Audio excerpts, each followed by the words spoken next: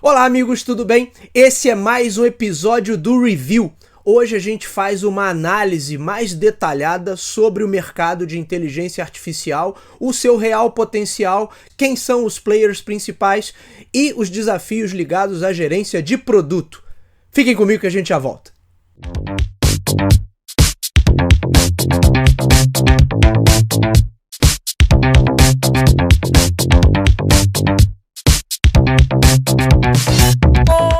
Essa semana a gente lançou uma edição do Talk to Biz Tech com a participação dos nossos amigos Renan Peixoto e Alex Marra, o Sander, falando sobre mercado de inteligência artificial. Mas esse é um tema muito amplo, então não deu pra gente discutir tudo. O meu objetivo aqui é a gente fazer uma análise mais apurada desse mercado, do seu potencial e como é que as coisas podem caminhar daqui pra frente, quais são as reais limitações e o que a gente pode ter de novas soluções a partir de agora.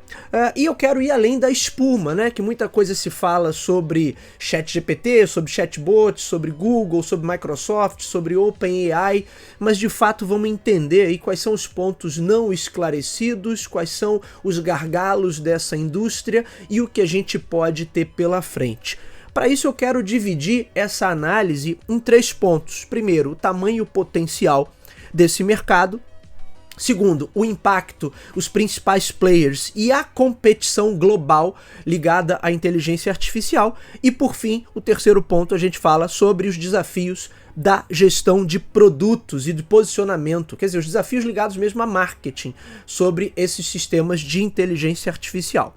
Vamos começar pelo tamanho potencial desse mercado. A gente tem algumas análises e algumas previsões, tá? E em alguns casos essas previsões passam da casa do trilhão, em outros casos a gente tem números que são também impressionantes, mas bem mais modestos. Por exemplo, temos aqui números da Next Move Strategy Consulting, que projeta praticamente 2 trilhões de dólares em movimentação até 2030. Como de costume, eu estou deixando todos os links aqui na descrição do episódio. Mas a gente tem outras previsões que são menos superlativas. Por exemplo, notícia do Terra: mercado de inteligência artificial deverá valer 407 bilhões de dólares até 2027, diz pesquisa. Vamos aí para o texto. Segundo pesquisa realizada pela empresa Market & Markets, o mercado de inteligência artificial deve crescer a um ritmo de 36,2% ao ano, saindo de 86,9 bilhões de dólares em 2022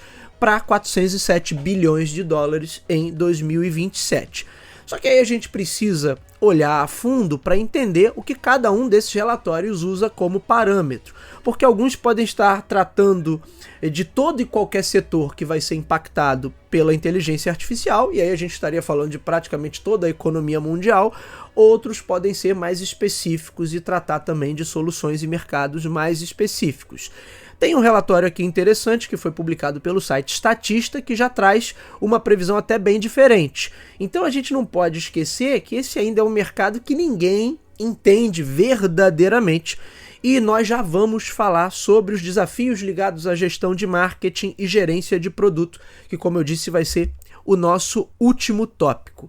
Mas no geral, se eu partir do princípio que o mercado de inteligência artificial pode impactar absolutamente todos os setores e gerar saltos de produtividade, como se especula, o seu tamanho potencial realmente seria enorme, gigantesco.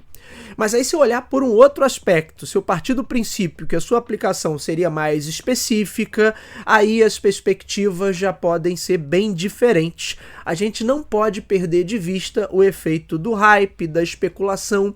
Inclusive, nessa semana a Nvidia passou da casa do trilhão em valor de mercado.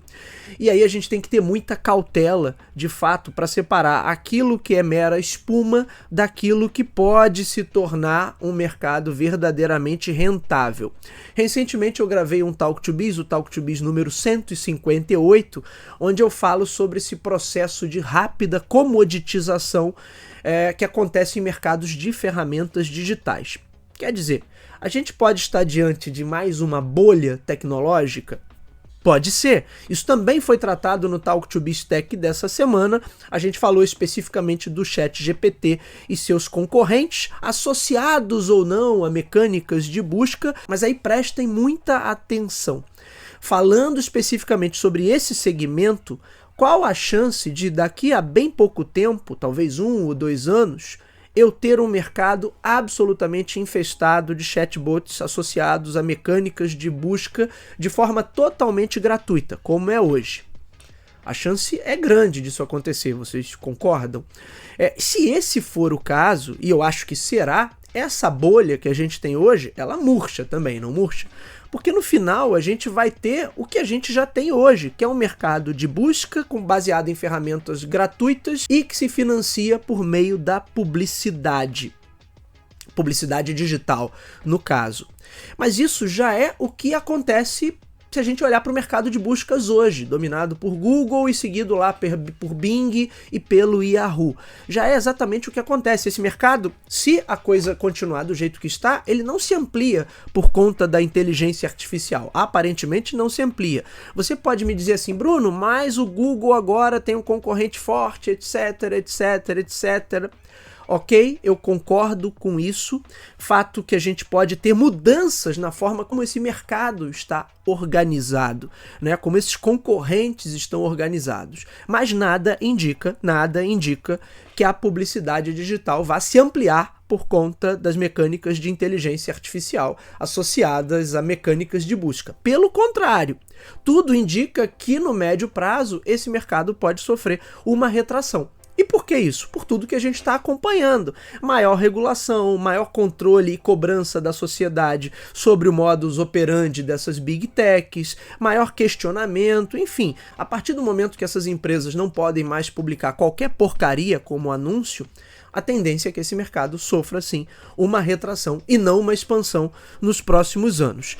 Porque as grandes empresas, os grandes anunciantes, já gastam tudo que elas tinham que gastar em publicidade digital. O dinheiro novo, o dinheiro que vem para adicionar, para fazer esse bolo crescer, é o dinheiro que vem de pequenos anunciantes, de anunciantes individuais. E aí, quando a gente envolve tudo isso, eu tenho toda a indústria das fake news, dos grupos extremistas e de tudo mais que aqui no Brasil e em outros países do mundo vem sendo discutido nos últimos anos. Ou seja, com maior regulação, a tendência é que esse mercado sofra uma retração. Vamos colocar aí a cachola para funcionar. A bolha hoje dos chatbots turbinando mecânicas de busca pode não ser tudo isso que a gente espera, e o mercado de publicidade digital pode sim sofrer uma retração nos próximos anos. E aí, essas especulações, essas perspectivas podem mudar radicalmente. Pode mudar bastante o que a gente tem hoje como horizonte. O segundo ponto, né? Quem são os grandes players e como é que está essa competição? E aí vamos separar o seguinte, né? Quem está na mídia e quem não está. Porque se eu for me basear pela mídia como único parâmetro, na prática a gente tem só dois concorrentes. De um lado, OpenAI, subsidiada pela Microsoft, por isso inclusive o nosso amigo Sander trouxe alguns números no episódio dessa semana do Tech, mas aquela conta só fecha porque a Microsoft está bancando uma grande parte dessa brincadeira, está absorvendo esses custos, e do outro lado a gente tem o Google. Mas a gente sabe que esse mercado não se resume a esses dois players e tem outras gigantes aí disputando espaço. Eu tenho IBM, eu tenho Amazon, eu tenho Meta, eu tenho Apple, eu tenho a própria Nvidia, isso sem falar em um ecossistema gigantesco de startups que tratam do tema, isso sem falar em um também gigantesco ecossistema de empresas de soluções de código aberto. Isso sem falar nas empresas da Europa, nas empresas orientais, que quase sempre são esquecidas nessa discussão. Então vamos aqui para os números que foram publicados pelo relatório do Statista que eu já citei. Países que mais investem hoje em inteligência artificial. Eu tenho a China em primeiro lugar, números aqui de 2021 foram 622 bilhões de dólares em investimento. Em segundo, Estados Unidos com 599 bilhões de dólares em investimento. Em terceiro eu tenho o Japão com 182 bilhões, em quarto a Alemanha com 127 bilhões e em quinto a Índia com 93 bilhões de dólares em investimento. Uma curiosidade é que o Brasil aparece em 10º lugar nesse ranking, nem sei como, com investimentos da ordem de 38 bilhões. Eu realmente não imagino para onde está indo esse dinheiro todo, talvez para a indústria das mentiras e das fake news. Só pode ser isso, né? Porque para um país que há um ano atrás tinha quase aí metade da população brigando para ter um voto auditável em papel, se tem uma coisa que não avança muito por aqui, é qualquer tópico ligado à inteligência. Mas se o estatista está dizendo, então vamos lá. Tá aí Brasil na 10ª posição do ranking em países que investem em tecnologias de inteligência artificial. Portanto, onde é que eu quero chegar? Enquanto a gente se banha nessa espuma especulativa, falando de ChatGPT, chatbots em geral, a gente tem muita coisa bem mais específica e possivelmente mais útil sendo desenvolvida por aí. Claro que isso envolve também uma disputa estratégica entre Estados Unidos e China, ponto que também nós citamos no episódio dessa semana do Tech e que, ao meu ver, vai ditar os rumos da economia e da geopolítica mundial nos próximos anos. Então isso é algo que deve sim ser levado muito em consideração. Um outro ponto interessante é que a guerra pelo domínio de sistemas de inteligência artificial traz 2 camadas extras de complexidade. Primeiro, a fabricação de chips high-end. Um olhar superficial sobre essa indústria vai nos dizer que esse mercado é controlado por players norte-americanos, a exemplo da própria Nvidia. Mas na prática não é bem assim. Hoje, boa parte da produção mundial de chips high-end está nas mãos da TSMC, Taiwan Semiconductor Manufacturing Company, que eu até confundi a sigla durante a gravação do Talk to BizTech, depois eu me corrigi, mas fato é que as grandes companhias de tecnologia americanas fazem a concepção desses processadores, dos microchips, mas quem tem no final das contas a capacidade de produzi-los é a indústria de Taiwan. Não por acaso toda a tensão entre Estados Unidos e China envolvendo a região, não por acaso também a crise de abastecimento dos semicondutores que a gente viveu nos últimos 3 anos por conta da pandemia. Tenta-se de alguma forma brecar que outras grandes economias, leia-se China, tenham acesso a poder de processamento de última geração que dê suporte a grandes sistemas de inteligência artificial. Mas a gente, no fundo, não sabe o quanto isso está sendo efetivo. Os Estados Unidos, por exemplo, vem realizando grandes investimentos para garantir uma produção interna para os próximos anos, mas a China também segue no mesmo caminho. No início do ano foi anunciado um novo pacote de 143 bilhões de dólares para turbinar a produção interna chinesa, e os Estados Unidos já vem desde a época da crise dos semicondutores investindo para criar uma indústria local. Eu não vou nem entrar no assunto de computação quântica, porque a gente ainda não tem nada comercialmente viável, pelo menos em larga escala, mas esse também é um ponto que deve ser considerado, porque dentro de pouco tempo, caso alguma dessas soluções venha a ser lançada comercialmente, a gente pode ter um novo salto nessa capacidade de processamento, e aí é difícil prever até onde a coisa vai. A segunda camada extra de complexidade tem relação com a matriz energética, uma discussão que existe desde o início lá da febre das criptomoedas, mineração e de soluções baseadas em blockchain, é que o consumo energético acaba sendo dezenas de vezes maior, e pelas soluções e matrizes energéticas que a gente tem hoje em operação no nosso planeta, ficaria complicado adotar sistemas com capacidade de processamento muito maior do que a gente tem hoje em larga escala. A gente precisaria urgentemente de novas soluções. Então, mais uma vez, enquanto a gente discute a espuma de chatbots e mecânicas de busca, tem outras questões bem mais estratégicas que podem também definir os rumos e o real potencial desse segmento daqui por diante. Por fim, o ponto número 3 tem relação mais direta com as questões de marketing e de gerência de produto. Pode parecer exagero, mas não é.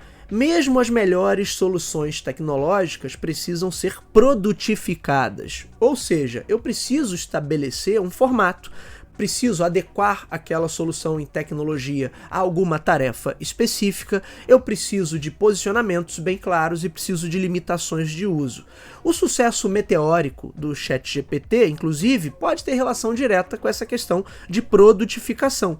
Enquanto produto, ele realmente foi o primeiro que se mostrou utilizável e também verdadeiramente útil. ao contrário de tantos outros sistemas que foram testados e liberados para o público antes dele. Mas ainda assim, a gente tem questões bem importantes, a gente tem desafios consideráveis. Primeiro, porque o ChatGPT ainda é uma solução extremamente ampla, genérica, e esse tipo de solução, como a gente já viu, pode ser rapidamente comoditizada. E um segundo ponto é que eles precisam de maior análise. Daí toda a preocupação da sociedade e da própria indústria, da comunidade internacional em relação a esse tema, porque no final das contas, ninguém sabe, nem mesmo a própria OpenAI, sabe exatamente como é que aquilo ali funciona por dentro e como ele está processando as informações e a quais conclusões ele pode estar chegando, já que eles aprendem sozinhos. Portanto, enquanto produto, a gente tem muita coisa para avançar. Para usar apenas como chatbot para você fazer o seu dever de casa, isso aí oferece poucos riscos diretos. A grande preocupação seria com a indústria das fake news, que já existe, não é uma invenção do mercado de inteligência artificial e nem precisa dele para continuar existindo.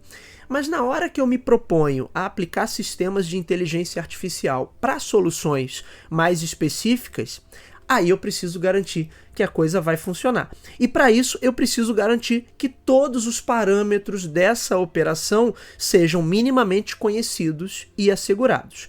Eu posso usar sistemas de inteligência artificial como soluções incríveis, por exemplo, para o mercado de Smart Health, por exemplo, para o mercado de pesquisa e desenvolvimento nas mais diferentes áreas, para o segmento de veículos autônomos, para as cidades inteligentes, para grandes infraestruturas de distribuição de energia, para otimizar recursos produtivos, para ter ganhos de escala em absolutamente tudo.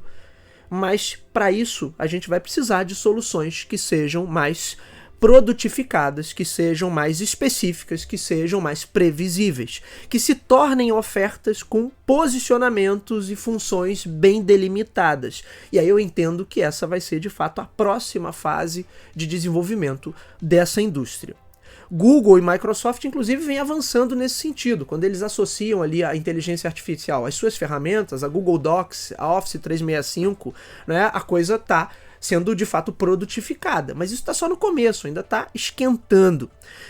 A suposta até preocupação que algumas empresas mostram, né, como no relatório que foi o documento que foi divulgado essa semana, falando até de risco de extinção da humanidade, que muito me parece também uma estratégia bem inteligente de relações públicas do que uma preocupação efetiva, mas tem também uma correlação direta com essa questão da gestão de produto, né, da gestão dessas ofertas enquanto produtos, porque talvez um caminho para dar as delimitações de produto que a própria indústria não consegue ver com clareza é levar esse debate para a sociedade e para os governos e aí chegar meio que a um consenso. Então isso também tem uma correlação direta com esses desafios de produtificação dessas soluções tecnológicas.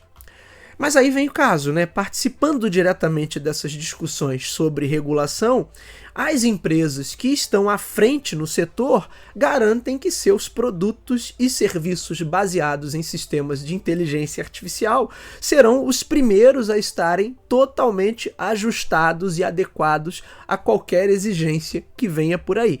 E claro que toda e qualquer restrição que se crie a partir de agora com base nessas preocupações de segurança, que são absolutamente legítimas, vão ser também usadas como barreiras de entrada, impedindo ou atrapalhando que novas empresas entrem nesse setor e peguem aí uma fatia desse bolo.